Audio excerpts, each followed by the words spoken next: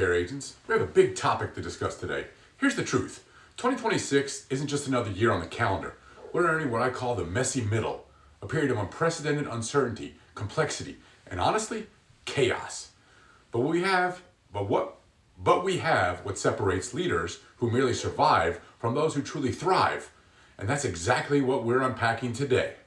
By the end of this episode, you'll have the practical, actionable strategies to not only maintain your momentum, but to accelerate it. All right, let's start by getting brutally honest about what we're facing. I'm calling 2026 the messy middle for a very specific reason. Think about any major journey, whether it's a marathon, a business venture, or a personal transformation. The beginning, that's exciting. The end, that's satisfying. But the middle, that's where most people quit. 2026 sits right in the middle of this decade of massive transformation. We're far enough away from the pandemic that those crisis management skills have gotten a bit rusty. But we're not yet at the clear resolution of so many global shifts. We're in a vortex, and the pressure is real. Let's break down what's actually happening in the world. First, economic volatility. Inflation, interest rates, market unpredictability, the financial landscape is shifting under our feet. Traditional business models are being challenged every single day. Second, AI integration isn't coming. It's here. And it's not just having the latest tools.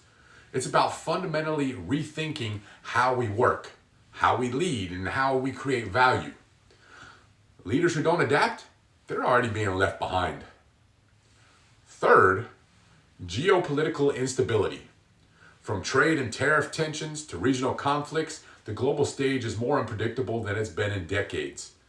And this isn't just big picture stuff. It impacts supply chains, talent acquisition, and strategic planning at every level of business. But here's what most people miss. Beyond these headlines, there are subtle but significant trends reshaping everything. Remote work isn't just a perk anymore. It's created entirely new expectations about work life itself. Mental health isn't a buzzword. It's a business imperative. Sustainability isn't PR. It's your competitive advantage. The question isn't whether the messy middle will impact you. It's how you respond when it does impact you. And that's what we're here to figure out. Now, before we get into the tactics and strategies, we need to talk about something fundamental, your mindset. Because here's the truth. All the strategies in the world won't help if your mind is stuck in survival mode. The first shift you need to make, move on from reactive to proactive. Most leaders are spending their days putting out fires, responding to crises, and playing defense throughout the day. But the leaders who thrive, they're anticipating disruption. They're asking, what if, before problems arise? They're scenario planning, not reacting. Second, and this is crucial, you need to cultivate resilience and adaptability, not just in yourself, but in your entire team. Resilience isn't about being tough or gritting your teeth through any of the hardships.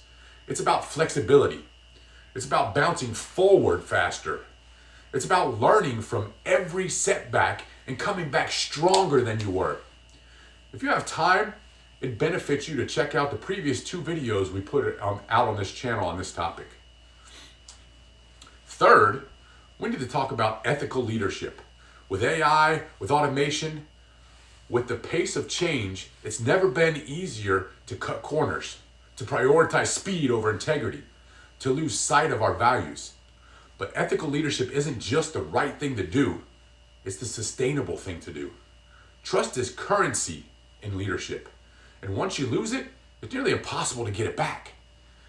And this brings me to the answer. The framework that's going to be your North Star through all of this chaos. The CARE framework.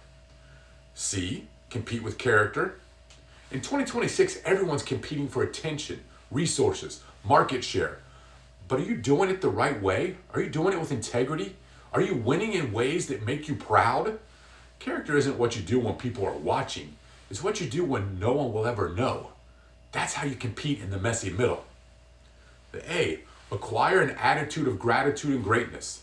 Listen, It's easy to get cynical when everything feels uncertain, but gratitude isn't just feeling like the feeling good stuff. It's strategic. It's a strategic advantage grateful leaders use to get the opportunities to get out of obstacles. And when you combine gratitude with relentless pursuit of greatness, you become unstoppable, and the people in your charge will run through walls for you when they know how much you appreciate their efforts. R, respect and responsibility. Respect for your team, your competitors, for the process. And responsibility not just for wins, but for your losses too. Leaders who take responsibility create cultures where accountability can thrive. Leadership that deflects blames, they create cultures of fear and failure. The E, engage everything enthusiastically.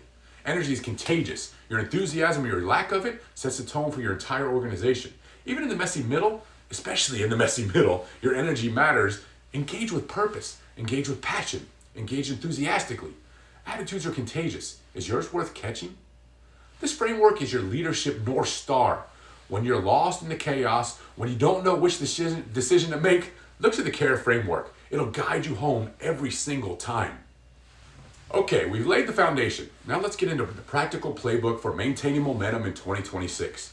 Strategy number 1, dynamic decision making. Gone are the days of quarterly planning cycles being enough. You need to leverage real-time data and agile frameworks. This means having systems in place to gather information quickly, analyze it effectively, and pivot when needed. Everything important needs to be measured and acted on ASAP. Think about it. By the time you spend 3 months analyzing the decision, the market's already moved. Agile leadership means making the best decision with the information you have now and being willing to adjust as you learn more. It's not about being reckless, it's about being responsive. Strategy number 2, empowering diverse teams. Here's something critical. 2026 is more globalized and interconnected than ever. Your team likely includes people from different backgrounds, cultures, belief systems, and perspectives. And that's not a challenge, that's your competitive advantage. But here's the key. You can't just have diversity on paper. You need to be actively empower those different voices, create space for different perspectives, challenge your own assumptions. The best solutions often come from collisions of different viewpoints, but only if you have created an atmosphere or an environment where people feel safe sharing them. The key is developing a place where people feel comfortable. That's where you come in as a leader. Strategy number 3, strategic partnerships. You cannot, and I repeat, you cannot succeed alone in 2026. The lone wolf leader is extinct. Collaboration isn't just is nice, it's necessary. Start thinking about your team as a whole. Who are your strategic partners? Who complements your weaknesses? Who shares your values but brings different capabilities? In the messy middle, your network becomes your net worth. Build those bridges now. Find and surround yourself with those who share your vision and build your weaknesses. Now, let's talk about something that keeps me up at night and should keep you up too. How are you empowering your team? The foundation of empowerment is psychological safety. This is not optional. Your team needs to know they can speak up, give feedback, admit mistakes, and show vulnerability without the fear of punishment and ridicule. Think about it. If your team is scared to bring you bad news, what happens? You're flying blind. Problems fester until they're catastrophic. Innovation dies because no one wants to suggest something that might fail. It's a terrible situation to be in. But when you create psychological safety, magic happens. Problems get solved early. Innovation flourishes. Your team brings you their best ideas because they trust you with them. Everyone wants to be at work and feel a part of something bigger than themselves when the atmosphere is right. Next, delegate strategically. I know, it's hard to let go. I've been there. You think, I can do it faster, or no one will do it as well as me. But here's the hard truth. If you're not delegating, you're not leading. You're not building confidence in others. Leverage your team's strengths. Give them real ownership, not just tasks. When someone owns a project, they bring creativity, initiative, and accountability that you can't get by micromanaging. Finally, celebrate small wins. In the messy middle, big wins might be few and far between. But small wins, They're everywhere if you're looking for them. Did your team hit a milestone? Celebrate it. Did someone overcome a challenge? Recognize it.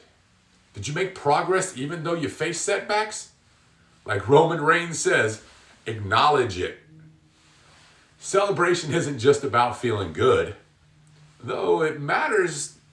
It's about reinforcing the behaviors and mindsets that lead to success. It's about maintaining morale when the journey gets tough. Small wins create momentum, and momentum creates breakthrough. Let's talk about communication, because in times of chaos, communication is everything. And most leaders, they're getting it dead wrong. Master transparent communication. I know this feels risky. When you don't have all the answers, when things are uncertain, your instincts might be to say nothing until you have clarity. But here's what happens when you go silent. Your team fills the silence with anxiety, rumors, and scenarios. Instead, navigate uncertainty with honesty. Here's what we don't know. Here's what we're doing to find out. Here's how you'll be updated. That's transparent leadership. Your team doesn't need you to have all the answers. They need to know you're being straight with them and you're really working to find those answers that they're looking for. Next, craft compelling narratives. Facts alone don't inspire action. Stories do. Your job as a leader isn't just to share information, it's to create meaning from that information. Why does this project matter? Where are we going together? What's the larger purpose? When you connect the day-to-day work to a bigger mission, you give people reason to push through the messy middle. It inspires them to build, to do, to act, you name it. And finally, leverage those communication channels. Your team is more distributed than ever. Different people respond to different communication styles. Some need face-to-face. Some prefer written updates. Some are on social media. Others check their email. Meet people where they are. Use video updates, video collaborative platforms, use team meetings and one-on-ones. The medium matters, but the message matters more. Stay connected, stay clear, stay consistent, and you'll capture your team's belief. All right, we talked about strategy, mindset, team empowerment, and communication. But here's something most leadership advice misses. The crucial step of actually learning from the journey. Conduct postmortems. I don't care if it's a project, a game, a campaign, or a crisis. You need to analyze what worked and what didn't. But here's the key. Postmortems aren't about blame. They're about learning. Create a culture where examining failures or roadblocks is safe and it's expected. Ask, what did we do well? What do we need to do better? How do we do it? See, Brian Kane of Peak Performance calls this the well, better, how method. But don't stop at analysis. Institutionalize those lessons. This is where most organizations fail. They do the postmortems, everyone nods, and then nothing changes. You have to build systems to capture and share the lessons learned. See, update your processes, create checklists, document what worked so you can repeat it, document what didn't work so you don't repeat them. Turn individual lessons into organizational wisdom. Action is where the change happens. And here's the mindset shift that I want you to make. See the messy middle not as a roadblock, but as a metamorphosis. A metamorphosis is where change happens, where impurities burn away, where something becomes stronger and more beautiful. Just think of the life cycle of the butterfly. That's what 2026 can be for you. It's going to be hard, yes. It's going to be uncertain, yes. There will be setbacks and surprises. But on the other side of the messy middle, you emerge as a stronger, wiser, more capable leader. Your team becomes more resilient. Your organization becomes more adaptable. The messy middle isn't something to survive. It's what's going to help you thrive. All right, care agents, we've covered a lot, but information without implementation is just entertainment. So let's talk about your next steps. The actionable takeaways you're going to implement starting today. Number one, this week, conduct a personal care audit. Write it down. How are you competing with character? Where can you improve? Are you thankful for the opportunities you have? Who are the ones helping you along the way? Do they know how thankful you are for their help? Are you showing respect to all viewpoints and taking responsibility for the outcomes? Are you bringing that energy to work every day? After all, if you're juiceless, you're useless. Be honest. Identify one area where you're falling short and commit to one specific action to improve it this week. Number two, schedule a conversation with your team about psychological safety. Don't lecture, listen. Ask them, do you feel safe bringing me problems? Do you feel comfortable taking risks? Do you feel heard? Whatever they tell you, don't get defensive. Thank them, because feedback is gold. Number three, identify your growth edge for 2026. Where do you need to develop? Is it dynamic decision making? Is it communication? Is it building strategic partnerships? Pick one area and invest in your growth. Have a growth mindset. Read books. How to leave a lasting legacy through care is a great one. Take courses. Find a mentor. And finally, and this is a big one, make a decision right now about who you're going to be in the messy middle. Not who you hope to be, not who you think you should be, who you're going to be. Are you going to be the leader who retreats when things get hard, or the leader who leans in? Are you going to be the leader who hoards power, or the leader who empowers others? Are you going to be the leader who operates from fear, or the leader who operates from faith and vision? The care framework isn't just a model. It's a commitment to compete with character, a commitment to develop an attitude of gratitude and greatness, a commitment to respect others and take responsibility, a commitment to engage everything with enthusiasm. That's your future-proof foundation. That's your 2026 leadership legacy. Listen, I know this year is gonna throw some curveballs. I know there'll be days you question yourself, when you feel overwhelmed, when you wonder if you've got what it takes. You do. You absolutely do. The messy middle isn't where dreams go to die. It's where leaders are forged. It's where character is tested and proven. It's where legacy is built. So, here's my challenge to you. Don't just survive 2026, thrive in it. Use the care framework as your North Star. Implement these strategies. Empower your teams, communicate with transparency, learn from your experience. And remember, you're not alone on the journey. We're here every week when you need a boost, when you need to be reminded about anything new. We'll be here. If this episode helped you in any way, hit that like button. Share the video, link with another person who may need to hear this. Drop a comment below telling me, what do you see as your leadership challenge in 2026? Let's learn from each other. Subscribe if you haven't already, because we're going to keep bouncing and bringing your practical, powerful content to help build a legacy as the leader you want to be.